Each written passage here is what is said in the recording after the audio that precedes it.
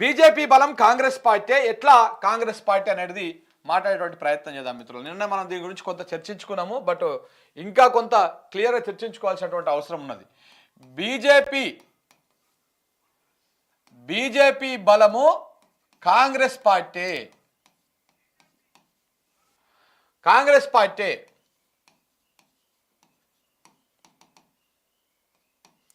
ఎట్లనో ఒకసారి ఇక్కడ చూడండి. మీరు ఇక్కడ చూస్తే మీకు అర్థమవుతుంది క్లియర్గా. ఇగో కాంగ్రెసే బీజేపీ బలం. ఢిల్లీ ఫలితాలతో మరోసారి తేట తెల్లం. జమ్మూ కాశ్మీర్, మహారాష్ట్రలో ప్రాంతీయ పార్టీల కంటే పేలవ ప్రదర్శన. ఆప్ను దూరం చేసుకోవడంతోనే గెలిచే హర్యానాలో కాంగ్రెస్కు ఓటమి. కూటమి పార్టీల మీద కాలు దువ్వుతున్న వైనం. వెస్ట్ బెంగాల్లో టీఎంసీతోనూ కయ్యమే. యూపీలో ఎస్పీతో కూడా అంతంత మాత్రమే. ఏపీలో పరోక్షంగా టీడీపీకి సపోర్ట్ చేసిన కాంగ్రెస్ పార్టీ. తెలంగాణ ఎన్నికల్లో కాంగ్రెస్కు బీజేపీ సహకారం. ఎన్నికల ముందు రాష్ట్రంలో బలమైనటువంటి నాయకత్వాన్ని మార్చేసిన కమలం పెద్దలు. ఒకసారి ఇక్కడ చూడండి. ఒకప్పుడు దేశంలో కాంగ్రెస్ పార్టీదే ఏకఛత్రాధిపత్యం. అటు రాష్ట్రాల్లోనూ ఇటు పార్లమెంట్లోనూ ఆ పార్టీకి తిరిగే లేదన్నట్టుగా ఉండేది. 80వ దశకం చివరి వరకు ఆ పార్టీ ఆడిందే ఆట, పాడిందే పాట. ఒక మహాసముద్రం లాంటి కాంగ్రెస్ నేడు రోజు రోజుకు బలహీన పడుతూ పిల్లకాలువను తలపిస్తోంది. కూటమి గట్టిన ఒంటరిగా పోరాటం చేసిన ఏ రాష్ట్రంలోనూ ప్రభావం చూపలేకపోతా ఉంది. బలమైన ప్రాంతీయ పార్టీలను దెబ్బతీస్తూ తాను ఓడిపోతూ వారిని ఓడిస్తూ బీజేపీ గెలుపునకు సహకరిస్తుందన్న విమర్శలను మూటగట్టుకుంటుంది. కాషాయం పార్టీ ఎదుగుదలకు కాంగ్రెస్ పార్టీ కర్త కర్మ క్రియ అయ్యింది.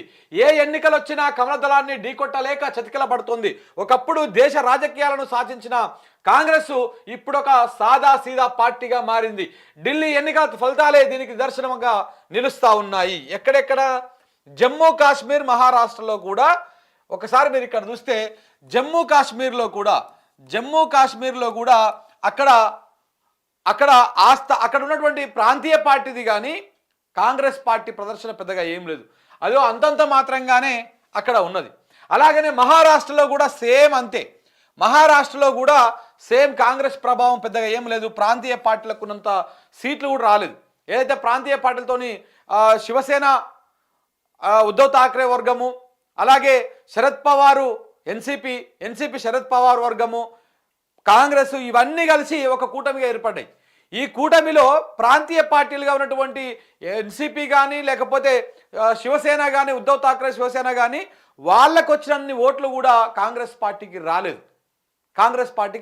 అంత పేలవమైనటువంటి ప్రదర్శన చేస్తూ ఉన్నది. అందుకే ఏం చేస్తూ ఉన్నది కాంగ్రెస్ పార్టీ? ఆ కూటమిలో ఉన్నటువంటి పార్టీలనే మెల్లమెల్లగా మింగేటువంటి ప్రయత్నం చేస్తూ ఉన్నది. దాంట్లో భాగమే మన ఢిల్లీలో వచ్చినటువంటి రిజల్ట్స్, ఢిల్లీలో వచ్చినటువంటి ఫలితాలను మనం ఒక్కసారి పరిశీలించి చూస్తే అది క్లియర్ కట్గా అదే కనపడతా ఉన్నది. హర్యానాలో కూడా అంతే. హర్యానాలో కాంగ్రెస్ పార్టీకి గెలిచేటువంటి స్కోప్ ఉంది.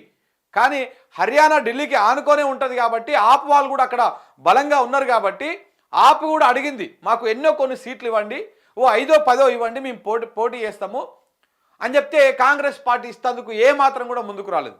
దాంతో ఆప్ ఇండివిజువల్గా పోటీ చేయాల్సి వచ్చింది. ఇండివిజువల్గా పోటీ చేస్తే ఏమైంది? ఆప్, కాంగ్రెస్, బీజేపీ ఈ మూడింటి మధ్య పోటీ జరగడం వల్ల కాంగ్రెస్ ఆప్కు పడాల్సినటువంటి ఓట్లు చీలిపోయినాయి. ఆప్కు కొన్ని ఓట్లు పడ్డాయి, కాంగ్రెస్కు కొన్ని ఓట్లు పడ్డాయి. బీజేపీ అంతిమంగా గెలిచింది. కాంగ్రెస్ పార్టీ ఓడిపోయింది. హర్యానాలో 7 గ్యారంటీలు ఇచ్చినా కానీ ఓడిపోయింది. దానికి కారణం కాంగ్రెస్ పార్టీ చేసుకున్న స్వయంకృత అపరాధం. అదే ఆప్ ఇప్పుడు బలం లేనిది ఏ పార్టీ కూడా సీట్లు అడగదు కదా. అదే ఆప్ వచ్చేసి తెలంగాణలో సీట్లు అడిగిందంటే అతిశయోక్తి అనిపిస్తుంది. గీడ ఏం పార్టీ లేదు, ఏం లేదు, పెద్దగా ఏ యాక్టివిటీ లేదు, గీడ ఏం పోటీ చేస్తారని చెప్పేసి ఒక అనుమానం వస్తుంది. ఏపీకి పోయి అడిగితే ఒక అనుమానం వస్తుంది. కానీ ఢిల్లీ పక్కనే ఉన్నది, అప్పటికే పంజాబ్లో గవర్నమెంట్ ఉన్నది ఆప్ది. సో అలాంటి పార్టీ అడిగినప్పుడు 4, 5, 10 ఎంతో కొంత కూర్చొని మాట్లాడుకొని మ్యూచువల్గా అండర్స్టాండింగ్ చేసుకొని ఇవ్వాల్సి ఉంటే బాగుంటుండే. ఇప్పుడు ఒక కూటమిని లీడ్ చేస్తున్నటువంటి పార్టీ, ఆ పార్టీ కొంత ఆచితూచి పెద్దన్న పాత్ర పోషిస్తూ అన్ని సరి చేసుకొని అన్నింటినీ ఓర్చుకొని అందరిని ఏకం చేసుకొని పోతే బీజేపీ లాంటి ఒక విషవృక్షాన్ని కొట్టగలుగుతాం. లేకపోతే కొట్టలేమనేటువంటి ఇంగితాన్ని కూడా కాంగ్రెస్ పార్టీ దానికి ఎక్కట్లేదు. సో కాబట్టి అట్లా ఆపుని హర్యానాలో ఈ రకంగా వేరు చేసుకొని హర్యానాలో ఓడిపోవడానికి కారణము హర్యానాలో ఓడిపోవడానికి కారణం 100% కాంగ్రెస్ పార్టీ. ఈ కాంగ్రెస్ పార్టీ అతి విశ్వాసము, ఏ ఆపు కాదు తోపు కాదు, ఎవడు లేకపోయినా మేమే గెలుస్తాము అనేటువంటి అతి విశ్వాసంతోనే హర్యానాలో కాంగ్రెస్ పార్టీ ఓడిపోయింది. జమ్మూ కాశ్మీర్లో కూడా దాని ప్రభావం పెద్దగా ఏమీ లేదు. సో అట్లా జార్ఖండ్ అంటామా, జార్ఖండ్ ముక్తి మోర్చా పార్టీ, అది ప్రాంతీయ పార్టీ, అక్కడ బలంగా ఉన్నది ఆ పార్టీ సీఎంగా ఉన్నటువంటి సోరెన్ని అరెస్ట్ చేసి జైల్లో పెట్టడం, మళ్ళీ తర్వాత ఆయన బెయిల్ మీద రావడము, సింపతి రావడంతో కూటమిలో భాగంగా ఉన్నటువంటి ఆ పార్టీ అక్కడ విజయం సాధించింది. జార్ఖండ్లో కాంగ్రెస్ పార్టీ అక్కడ కూడా పేలవ ప్రదర్శన చేసింది, ఏదో మమ అనిపించేసి ఎంతో కొంత గెలిచేటువంటి ప్రయత్నం చేసింది.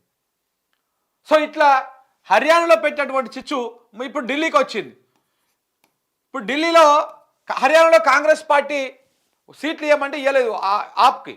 సేమ్ అట్లనే ఢిల్లీ విషయంలో కూడా ఆప్ ఏం చేసింది, కాంగ్రెస్ పార్టీ అడిగింది మేము పొత్తు పెట్టుకొని పోటీ చేద్దాము, లేకపోతే నాకు కొన్ని సీట్లు ఇవ్వంటే మీకు బలమే లేదు ఇక్కడ అని చెప్పేసి ఆపు కూడా వీళ్ళకి సీట్లు ఇవ్వకపోయేసరికి చివరికి ఏమైంది, ఈడనేమో కాంగ్రెస్ పార్టీ ఓడిపోయింది, ఈయనేమో ఆప్ ఓడిపోయింది.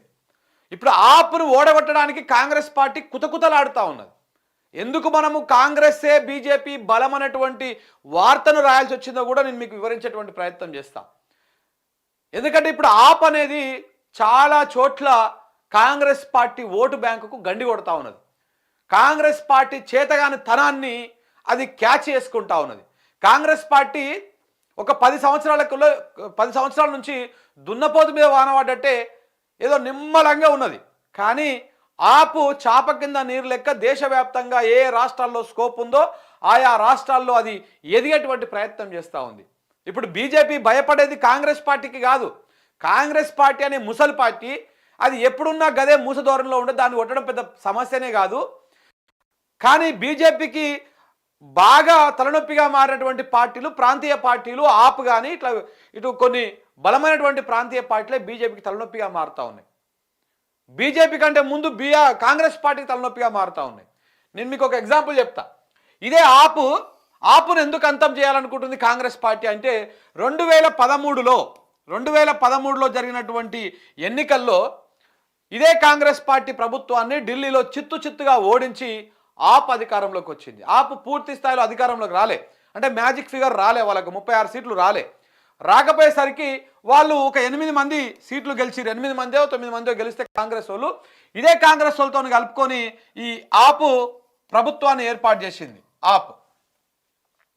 ప్రభుత్వాన్ని ఏర్పాటు చేస్తే ఈ ప్రభుత్వాన్ని 49 రోజులల్లా కూలగొట్టేసింది ఇదే కాంగ్రెస్ పార్టీ.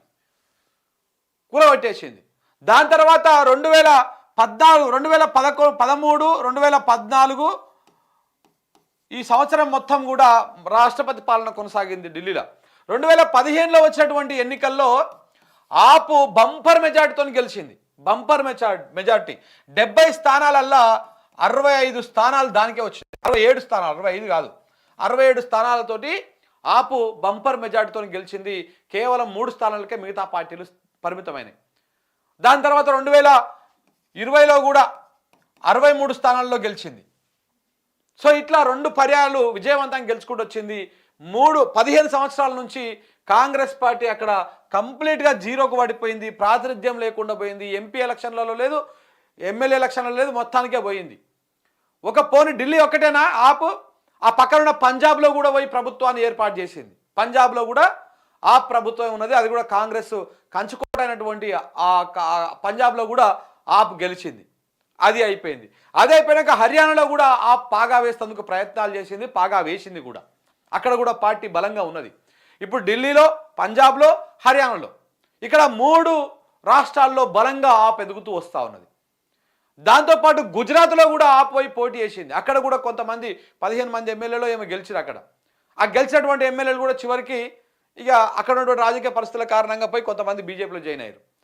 సో అట్లా ఆపు ఎక్కడైతే కాంగ్రెస్ పార్టీ ఫెయిల్ అవుతా ఉన్నదో అక్కడ ఆపు అద్భుతంగా ఎదుగుకుంటూ వస్తుంది. బీజేపీకి ఒక టార్గెట్ అవుతా ఉన్నది. దాంతో అసలు ఇట్లా కాదు, నా ఓట్లన్నీ చీల్చుకపోతా ఉన్నాడు ఆపోడు, కేజ్రీవాల్ చీలుస్తూ ఉన్నాడు, కాబట్టి ఈ పార్టీనే లేకుండా చేయాలని చెప్పేసి బొంద పెట్టేటువంటి కార్యక్రమం కాంగ్రెస్ పార్టీ పూనుకుని. అందుకే ఢిల్లీలో ఇప్పుడు కేజ్రీవాల్ను ఓడగొట్టింది, ఆప్ను ఓడగొట్టింది, 22 స్థానాలకు పరిమితం చేసింది. ఇప్పుడు చూడండి ఆప్ పరిస్థితి చాలా దారుణంగా ఉంటుంది. ఇక ఇప్పుడు గెలిచినటువంటి బీజేపీ ఊకుంటుందా? కేజ్రీవాల్ను రకరకాల కేసులు పెట్టేసి జైల్లో పెడుతుంది. ఇప్పటికే సెక్రటరియట్ సీజ్ చేసిర్రు, ఫైల్ అని అక్కడక్కడ పోవద్దని చెప్పేసి ఆదేశాలు జారీ చేసి లెఫ్టినెంట్ గవర్నరు. ఇవన్నీ జరుగుతూ ఉన్నాయి. సో ఈ నేపథ్యంలో ఇప్పుడు కేజ్రీవాల్ని మళ్ళీ అరెస్ట్ చేసే అవకాశం ఉంటుంది, మళ్ళీ ఆయన జైల్లో వేసే అవకాశం ఉంటుంది. ఈ గెలిచిన 22 మంది ఎమ్మెల్యేలల్లా ఈ నాకు తెలిసి ఇందులో సగానికి పెద్ద సగం మంది ఎమ్మెల్యేలను చీలుస్తారు, కావాలంటే పార్టీని చీలుస్తారు. ఆ పార్టీకి రకరకాల కొర్రీలు పెడతారు. కొర్రీలు పెట్టి బీజేపీలో అది విలీనం చేసుకోవడమా, లేకపోతే ఈయన గుర్తుంది చేయడమా, ఇట్లా రకరకాలుగా నామరూపాలు లేకుండా చేసేటువంటి ప్రయత్నం చేస్తారు. అలాగనే ఇదే బీజేపీ పక్కనటువంటి పంజాబ్లో కూడా ఆప్ ప్రభుత్వాన్ని కూలగొట్టే ప్రమాదం ఉన్నది. ఇవన్నీ కూడా చేస్తారు. ఆప్ అనేటువంటి పార్టీని నామరూపాలు లేకుండా చేయడమే లక్ష్యంగా కాంగ్రెస్ బీజేపీలు అడుగులేస్తూ ఉన్నాయి. దానికి నిదర్శనమే ఢిల్లీ ఎన్నికలు.